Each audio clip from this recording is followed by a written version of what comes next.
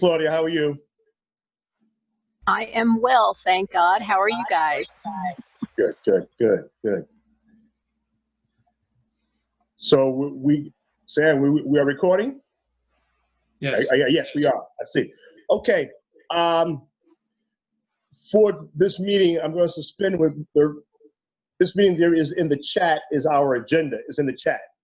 You should be able to see it was just put in the in the chat room.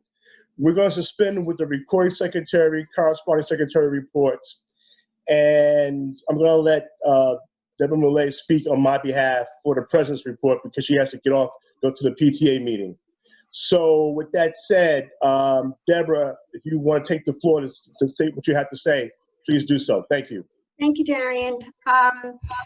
Yeah, so what I want to report is we did have the Zoom meeting with regards to the Baldwin Oakwood Beach Club. And some of you, I know, did participate. And the general consensus was that people would like to see it as some sort of green space, usable green space. Of course, the problem is money. The county doesn't have the money to fund that. The town doesn't have the money. The state doesn't have the money. However, that doesn't mean it's all over. I have been looking into the state DEC. I've been in touch with the Peconic Land Trust, been in touch with the Public Trust for Public Land, and we're looking to do something creative. I can't tell you that it's going to happen, but I'm at this point hopeful. So that's what I have to report. There's absolutely nothing concrete. It's just a lot of hope and hard work at this point. Okay. Any questions for Deborah? I have a question. Hey, Steve. Hi. What other proposals were made about the use of the land? Is there a developer who's interested in the land? Yeah, so thank you, Steve. I don't know the answer to that. The auction is next week from the 14th through the 16th. So if a developer buys it, all bets are off. But the chances of a developer wanting that property really are very low. The opening bid is $1.1 million for a piece of property that is not easily developable. So there's really just no financial incentive for a developer to buy it. I think nothing will happen with this. And I'm kind of laying the groundwork to see if we can go forward with some type of green space somehow. And that's it. But thank you, Steve, that you reminded me about the auction. Thanks. Deborah, I have a quick question. I mentioned this to Jonathan, and just as a conversation piece. We had a conversation several years ago about a kayak launch or some type of connection between there and the Baldwin Park. Yep. Was that in any ways discussed at your meeting? It was not. The basic discussion was green space versus developed land. I think everyone recognizes that it can no longer be the beach club that it once was. Right. And then that's going to involve changing the deed restrictions, which I have been in touch with the town of Hempstead. And, you know, again, all of this is speculative, but at first glance, it does seem like they would be cooperative with that. So what I think, are you referring to like the Blue Way? I think that's what it's called. Yeah. Yes. So I would think that would be an ideal use for that space, to connect it to the Blue Way. Right. Because again, money is such an issue and we're just not going to be able to have it be a beach because that would require lifeguards and all, you know, everything that goes with that. But to have access to the water, say for a kayak boat launch or paddle boarding or something like that, I think that might work very nicely because that doesn't require the extra staff. It requires someone to, well, in the meeting, it was stated that there's probably $250,000 worth of remediation that needs to happen, and I would suspect that's true, to turn it actually into green space, because there's the parking lot, there's the building, there are the 2 pools that are filled in, and then in front of that, there's all that concrete. So it's going to take a tremendous amount of work and a tremendous amount of money to make that happen. I also understand that there's that invasive species of plant that's there. Has there been any communication perhaps with, like you said, with environmental groups or something like that, that we can get money to do something along the remediation? Because I know the invasive species is an issue there. This is the first I'm hearing about this, Darian. I don't know anything about that. So if you want to send that information along to my office, let me know. Okay. Okay. Claudia, the agenda is in the chat room. I'm looking at the chat room. I don't see it. You don't see it? Wow. It was there earlier. I pasted it into the chat room in the beginning. If you scroll up, No, there's nothing there. No, I see it. If the chat room is on the side of your screen. Yeah. Not there. That's weird because I have it. I see it too. Can you post it again? Sure. Oh, so Ashley wrote, you can only see chats that were added after you joined. So Okay, so that's why you need to post it again. Oh, okay. Thank you for the heads up, guys. Appreciate it. Yeah. So that's what I have to tell you about the Oakwood Beach Club. So I will get back to you on the invasive species. I know that was part of a conversation that we had so many months ago. And that was one of the reasons that there was somewhere trying to develop. I'll find a research to get that information back to you. Thanks, I appreciate it. Okay. Quick note, as I said, I was suspending with certain reports so that Deborah can move forward. Constance is not on the call, right? Okay, so I was going to give you a quick heads up. Our treasurer balance is 9,109, spot 63. We haven't had any transactions, but I'm assuming in a couple of days we'll start getting checks because we did the Baldwin Herald subscription. So we'll probably start getting checks coming in for membership, and we'll post those as they come in. So my thought is I'm going to hand this meeting off to the nominating committee. That consists of Rob and his team. So Rob, you got the floor. Well, thank you. All right. Now I've lost. I apologize. Here we go. All right. So the way to nominate it, every 2 years, the BCA has an election for its officers.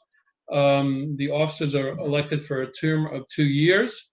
They can serve 2 consecutive terms, but then they have to move on. Either they can move to stand for election for a different position, or they can just say, okay, I'm done. So in September, we form a nominating committee who is charged with putting together a slate of nominees for the offices from current BCA members in good standing, meaning people who have paid dues for the current year. The committee takes this assignment very seriously. Some of the things that we look at in people who would be candidates are knowledge of the BCA and its goals, commitment to doing the work necessary for long-term civic improvement, willingness to attend community functions and to represent the BCA, and the ability to communicate the needs of Baldwin to our elected representatives and to town, county, and state agencies. The slate that we came up with for this year is for President Darian Ward, Vice President Kimberly Malone, Treasurer Stephen Greenfield, Recording Secretary Marguerite Keller, I apologize, so sorry. and corresponding secretary, Samantha Cools. Our bylaws also state that current members in good standing can be nominated from the floor of the meeting. And the election meeting is the November meeting. The October meeting, we announce the slate. The November meeting is when we actually have the election. And so in the November meeting, current members in good standing can be nominated if they so choose. They have to be nominated by another member in good standing. And each person must be nominated by another, and the nominees have to accept the nomination, which is a good idea. And then once the nominations are closed, each nominee gets to make a statement of up to 2.5 minutes in length, starting with candidates for corresponding secretary and continuing on through candidates for president. Now, after the candidate statements are completed, all current members in good standing may vote to choose the officers. In a normal year, we would vote in the meeting. And as people would be coming in, they would actually get ballots, which they can fill out after the candidates speak. But what we're doing this year is we're going to send all members in good standing directly after the meeting. We will send them the full ballot, which will include the people on the slate and anybody else who is nominated from the floor of the November meeting. And so we will email them to all of the members who are in good standing. And the members will have 48 hours to return their ballots. And so what will happen is the meeting will be on Thursday. And so members will have till Saturday night to return their ballots. And I think what will happen is we will send the email with the ballot, and we will send another email reminding people to vote. And then we will know in 2 days, it'll be like absentee balloting. We'll be counting the absentee ballots. Once that is done, we will announce to the membership who won. We'll put it on Facebook, we'll put it on the website, we will send emails to people, and we will announce who won. And then the installation meeting will be in January. And that's how we do it. Any questions?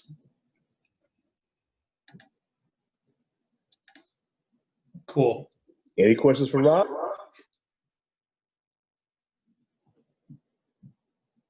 Wow. We're good? That was Good? sick.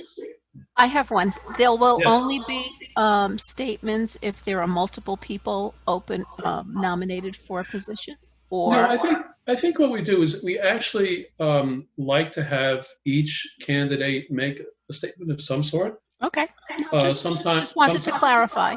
Yeah, sometimes it's an introductory statement. And sometimes it's something that the candidates get to say, this is what I'm interested in, this is what I feel the BCA should be doing. They can use it for anything related to the BCA. So the email with the slate will be sent out after tonight's meeting? Oh, no, the email After November's meeting. After November's meeting, Okay. the email with all of the people who are standing for election will Okay. go out after the November meeting.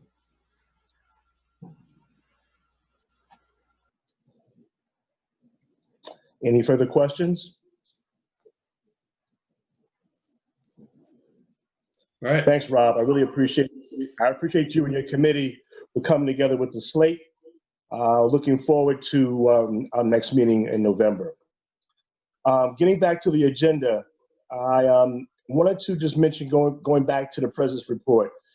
When we do get together and have these conversations with, when we do have our moment to speak to the public, after the persons or people who get elected or not get elected, we're going to have a transition period But in that transition period, I want us to focus on how we can promote the best practices. That's the best time that we have to start doing some things. So we'll be putting together this operating manual so that we can have all these procedural things down so that we don't have to recreate them. They just automatically will be available to everybody. So that's what we're looking forward to in the transition period coming forward. I want to talk about Innovation 2020 just really briefly.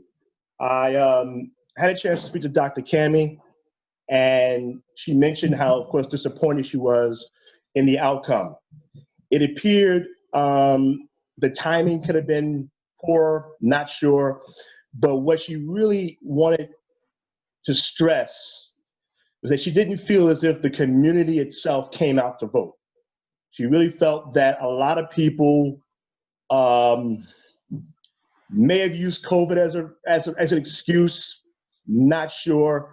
But what she felt was that from the vote, from the anecdotal voting that she saw a lot of older people showing up at the polls and voting their choice. She didn't see a lot of the young people, young families. She didn't see a lot of them showing up. And that was, of course, during the day. She had a chance to see it. So she really felt let down, and she's leaning towards, of course, not doing this again. And I think that we as a civic and we as a Baldwin community have to think about paying things forward and not always worried about what our pockets say. It's important that many of us came to this community in a lot of ways where the things were already in place. And we came here because the things that were in place we thought had value. And we were very happy that other people who were here in the community put these things in the community. They put the schools, they did all the right things. They put in the infrastructure that's here, and they paid it forward. And I think it's no better than any other generation to pay it forward as well.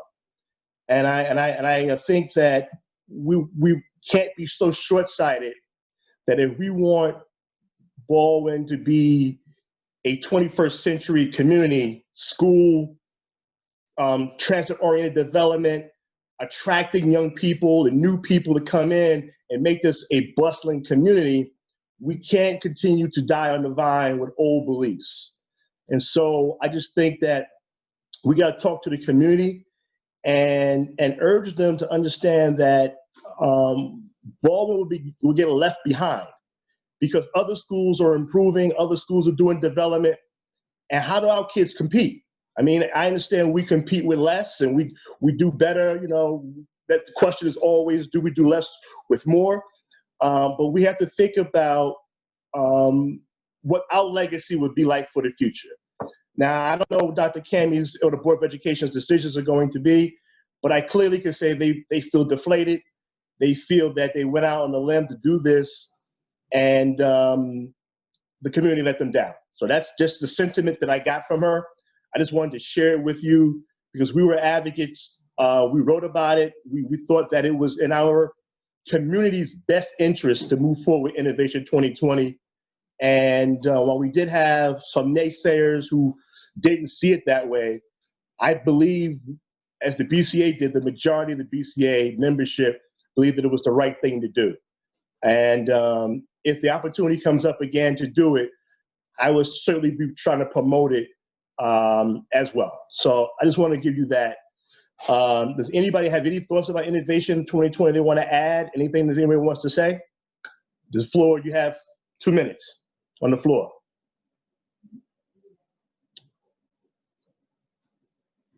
We got anything, Sam? Nope. Okay. I just would reiterate in some respects what you said, Darian. I mean, I think it's awfully short-sighted sometimes for us to think about, the initial difficulty financially that it's going to have for some of us. When I read the documentation and the material, I saw that it would cost everybody, if I'm not mistaken, on average about $22 a month. Give or take. give or take, right? It could have been a little bit more. And yeah, at this particular point in time, everything adds up for everyone, right? That's for sure. But at the same time, we have to invest in our future. Right. So it's a little bit unfortunate. Yeah, yeah. So like I said, I just hope that there will be a breath, and then perhaps we will re-engage on this subject, because I still think the issues around the Baldwin schools and security and all the concerns will not go away.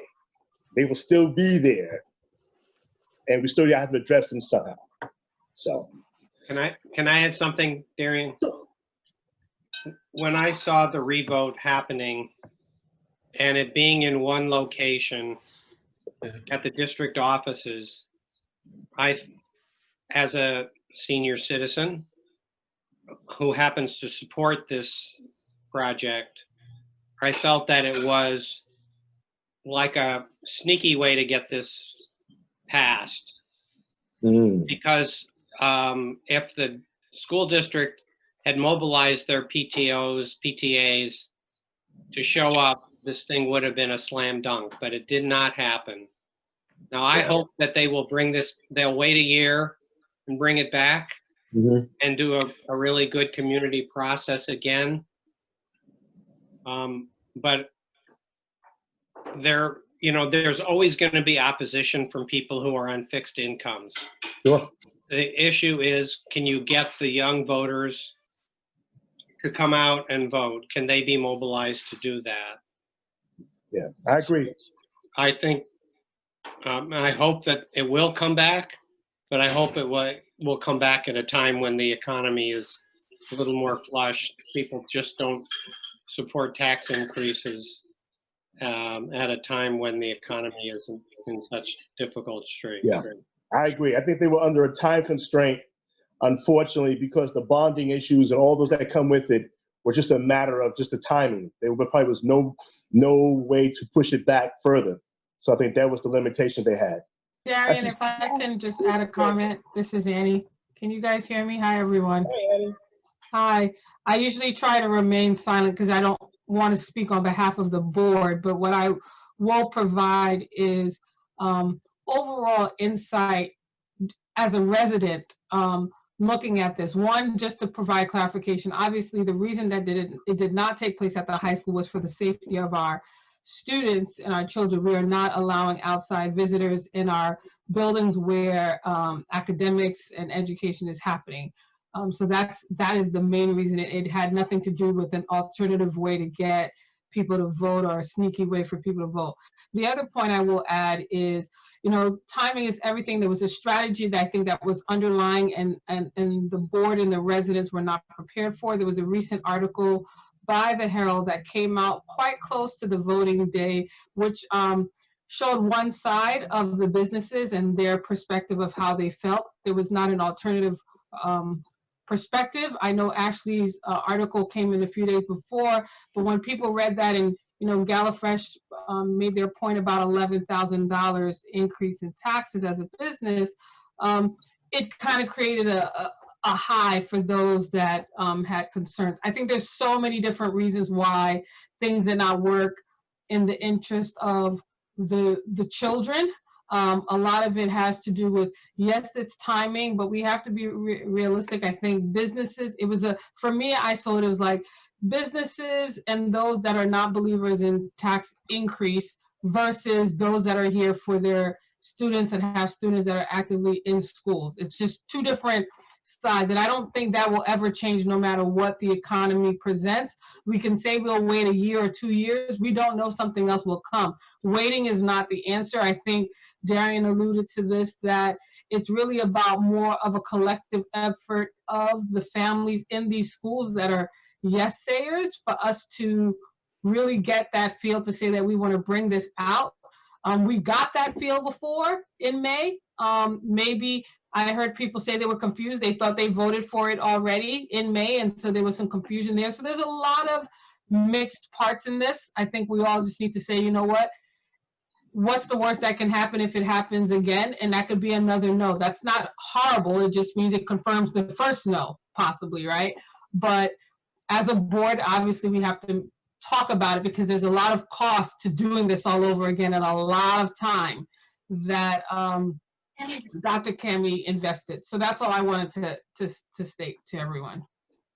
I'd like to note that unfortunately the timing was extremely bad because we have all of everything that's been going on and the uncertainty for many people for their jobs, for many businesses for how they're paying people and how they're going to be paying for stuff. And there's a lot of worry about the financials. And I think that really played into a lot of this too. And it's unfortunate that the timing just was so terrible. Can I just say, I do think that timing could have played a role, but I was extremely disappointed when I saw your post, Annie, with how many people came out. And so to me, exactly, you that's have a different problem. About 2,000 people who voted in this. And that is absolutely ridiculous for the amount of people that live in this town.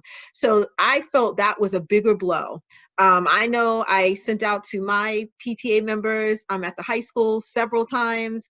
I was on my phone, I was texting, I was calling people, getting them to come out to vote.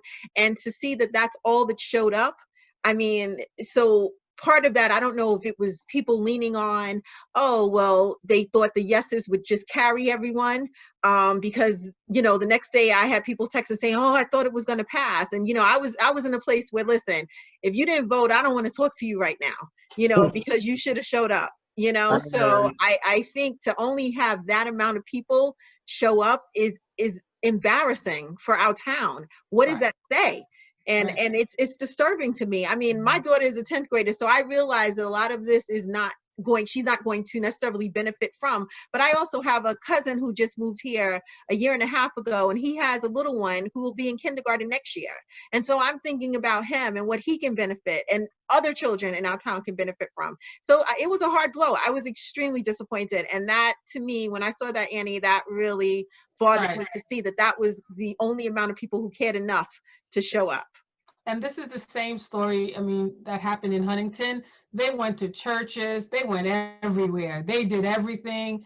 And I'm saying we're two different towns, but they did all that they can do. And the answer the following day when it was voted down was, oh, I thought this was an automatic yes. I didn't get to vote, but I just thought this was going to go down. So you're absolutely right, Sheree. That can also be the thing. There's just so many different ways that we can look at this, but obviously as a board and administration, we have to talk about this again. There's a lot of moving parts. There's a lot of time vested and some costs associated with doing this. So we'll see what happens, but it's great just to hear the input from this side because it's always helpful to bring back. And I know Sue and Mary Jo are on the call as well. So it's always good to get feedback from our community as we, you know, deliberate further. I thought it was interesting that I got 2 emails back to back, one from the Civic Association saying we support it, and the next email was from the Chamber of Commerce saying that our membership said, you know, that it's going to be terrible. So, you know, what are they, crazy? And I kind of in a way resented it because I'm part of the membership and I was not asked to contribute to the vote about, you know, whether I support it or not. They just came out with a blanket statement saying don't support it. And quite frankly, a lot of the business owners don't live in Baldwin. So, you know, they had no vote, period. And I just think that it was, again, the timing was bad. This whole pandemic thing has been bad, has taken a toll on all of us. And I'm very disappointed that it did not go through. But you talk about voter turnout. We typically have horrible voter turnout.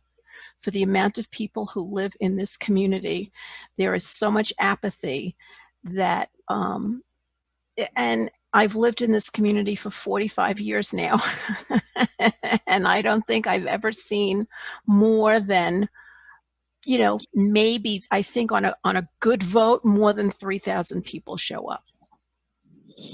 So, you know, the timing was bad. I hope that it will come up again. I hope that it's not just sent down the tubes and say, forget about it, because as time goes on, there's wear and tear on the buildings. Right. Yeah. And to, you know, put scotch tape here and duct tape there and a little glue here does not make for good education. We need more renovation. We need more upgrading. And yeah, it is going to cost money, but it is what it is. That's my 2 cents. Fair enough. I think the Nice job, sentiments yeah. are all well received. Anybody want to add anything else? Okay. I think you know, the civic has some work to do as far as if the Board of Education wants to work with the civic to promote it. We're here to be a champion. So I'll put that out there. So if you need our help and assistance again, we're here to make it happen. Economic development. Kim, you got any words for us? The only thing that I want to share, well, there's a couple of quick things. There's a couple of new restaurants that are opening up. There's a Dominican restaurant that's opening in the Fruit Tree Mall. I know that there was some commentary about a coffee shop that may be forthcoming. I don't have a lot of details about that. Obviously, we are waiting to hear the next round of what's going to happen with the DRI. So I'll leave that to Darian because I'm sure he'll, you know, have what he has to say about that. And then finally, I wanted to mention that the Long Island African American Chamber of Commerce approached me and asked me to share with our membership a partnership that they've created with wish.com. And basically with this partnership, they are looking to support some of our small businesses, and in particular, they have a focus on supporting some of our Black-owned businesses. I just put in the chat the overview of what it's about, and I'm going to share the link. The goal here is to support some of the businesses that didn't necessarily get as much support when some of the funding for the pandemic occurred, and to really partner with them to help them to be able to rebuild. So I just wanted to share that with everyone, and feel free to spread the word. And if anyone has any specific questions about it, although I don't have all the details are available in the link that I just input. And if there are any other additional questions, I'm happy to work on getting the answers.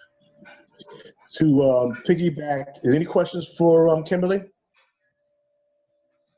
To piggyback on what she was mentioning, there is a potential franchise owner which has purchased all the milk barns, all the not operating milk barns in the community, in which we have, I believe, several, like 2 or 3 milk barns in the neighborhood.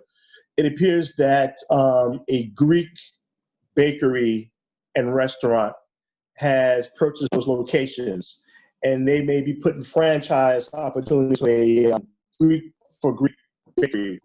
So we don't know all the details, but there was a preliminary conversation that Jesse had brought to our attention because she had a chance to meet up with one of the contractors. And so on their website, they actually had the locations of 870 Atlantic Avenue and 1230 Grand Avenue as potential sites for this Greek drive-through bakery store, retail operation. So we'll keep you guys posted what more we learn about it as it develops. Regarding the Pathmark, which is still an outstanding concern, is that I haven't gotten any, did I get a call back? I reached out to Pickwick, and I will continue to reach out to Pickwick to figure out what it is that they plan to do, because there's a lot of rumors swirling, and yet there is activity on some days, some activities there's none. So we're trying to figure out what's happening with that location, and I'm going to sort of keep you guys posted when we learn more. Any questions on economic development? Okay, Karen, you're up. Government liaison. Okay, now that I've unmuted. Basically, we've been following up on the Main Street Alliance, which they have starting to focus on trying to return movie theaters, entertainment venues, trying to figure out how they can open up, etc. They're working on that. And then we also had a discussion, and we followed up with Senator Kaminsky's office on some grants that had been, we had heard of in the past, and we're trying to figure out how they might possibly figure into the DRI or be where they go to the town of Hempstead. So the town of Hempstead is the next step to find out what they're doing with these grants. I'm trying to think. I think that's about it, basically, for the moment. Okay. Any questions for Karen? Okay. For beautification, we're looking at partnering with the Long Island Arts Council to provide us artists for our DRI proposal that we put in the funds for. It appears that we still need a sponsor, so we are looking around and checking in on sponsors that we can get. The DRI has limitations on who the sponsors can be because the DRI participants cannot have a financial gain in the deliberations. So we're looking at different sources in order to make sure that we have our proposal that can stay on track. Because as we vote on this DRI, as we move forward on the DRI, we're winding down the number of proposals that can be funded. And the Baldwin marketing plan and the DRI arts proposal are the soft plans, meaning that it's soft money. We're not putting anything in the ground. We're not digging up anything. They're the ones that could be potentially put on the chopping block because they don't have a direct impact. And so for the LPC, as a member of the LPC, my aim is to promote a more cohesive understanding that we need to have the hard and the soft. We want to try to identify ourselves as a Baldwin community, and we have learned many ways that we could do that is through arts, through performance, through music, all those types of soft opportunities can define who Baldwin is. And so we need to figure out ways to get money captured so that we can have this art proposal still flourish. Because as it is now, a lot of the hardliners in the LPC are looking at putting things in the ground, and they feel that money can go to those types of things. They don't mind the brand marketing project because that's a something that even the state thinks Baldwin should have. Baldwin should have a branding component. So they don't mind that. We all seem to be in agreement about that. And it will be bidded out to a firm to help Baldwin brand itself. But the arts proposal needs funding, a sponsor. So I would ask if you have any connections with any funding sources, let us know.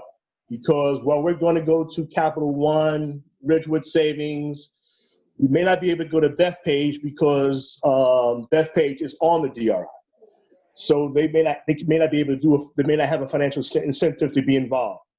So we go into other sources, but if you, in our collective Baldwin community, if there are other sources that whereby we can tap into for the funding, it would be great. The funding would be put up front, and then the DRI would be able to reimburse them. So that's what we're looking for, is to have the reimbursement work. So reach out to us if you have any contacts in funding streams. Let us know. I would really greatly appreciate it. Any questions about that? Darian, I'd be absolutely willing to work with other people to try to influence. Sure. I appreciate that, Rob. banks to, or whatever it is. Happy to do it. Anybody else wants to get involved with it, let's just do that. Right. Okay. I have to do some reaching out also. I know some people, and I know a person in Capital One, and I haven't had a chance to do that, but I'll work with you, Rob. Okay. All right. A team effort would certainly help. The DRI scheduling is set up just so we are all on the same page. New York State is looking to have this DRI wrapped up by the first week of November. Well, give or take. And that's when they're going to have their vote. We just finished going through a vote on the LPC of grading the projects. The grading of the projects were 1, 2, 3. Whether they were transformative, whether they were what the community would support, and we would grade them. To give you a heads up, the LPC did not meet. Baldwin community did not meet. Elizabeth Olish reached out to the LPC members and said that we should get together and have a meeting that kind of, get the lay of the land. It did not happen. I responded affirmatively, I think we should meet. Bob Hare responded affirmatively, we should meet. But there was no other individuals that seemed to have an interest in at least getting together independent of the state and just talking about these projects. So I don't know. Initially, there was a lot of fervor and energy where the LPC members would get together. Now there seems to be a waning in that we haven't gotten together to discuss these projects at any length. I don't know if it's because COVID, I don't know, but we have not had a chance to sit down and kick these projects around among ourselves without the state having any influence. So we at the Baldwin Civic Association, when we get the information about the projects, we're putting them on our website with the aim of just educating the population. Whether these projects get DRI funding or not, some of these projects will still perhaps go forward. And so they still need the community support if they're going to move forward. So, as I said, we have our last and final vote was supposed to be, I think, October 16th for the LPC as to voting for what projects there are. And then we send it off to the state, who then makes their determination sometime in the first week of November. So that's the timeline that we're looking at. It seems to be accelerated, but it is the situation we find ourselves because states have mandates. So that's what I can report to you about what's happening within the DRI. Any questions about that? Okay. Membership. You have anything you want to say about the membership promotion, Rob? You got to unmute yourself, sir. You have to unmute yourself.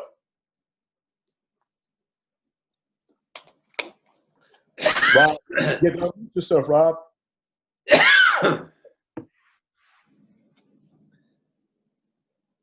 Sam, can you unmute Rob? All right, let's try it again.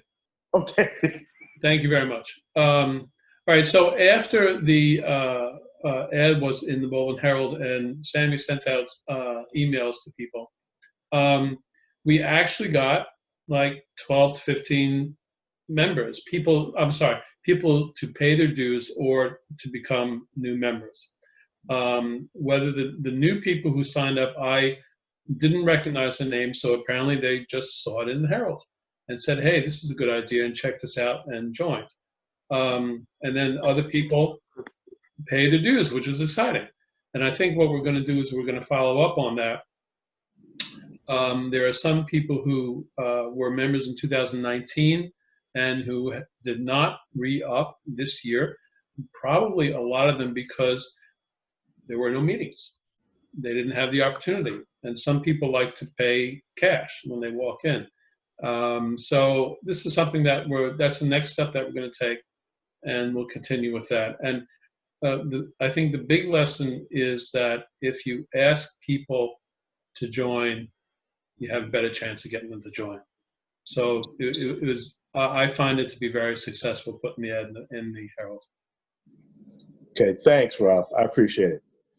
Can I ask a question? Yes. How does and I know, Rob, you told me this before, I don't remember. How does the year run? Is it running September to June? Is it running January to December? January to December. Okay. Okay. Fundraising. Can I ask a question before you leave? Sure. Rob, do we send out a thank you and welcome letter to new members? We usually do, yes. Okay, because I'd be glad to help on that if you need help doing that. When it comes out, we actually send Rob, what tends to happen is that Rob sends out a welcome letter.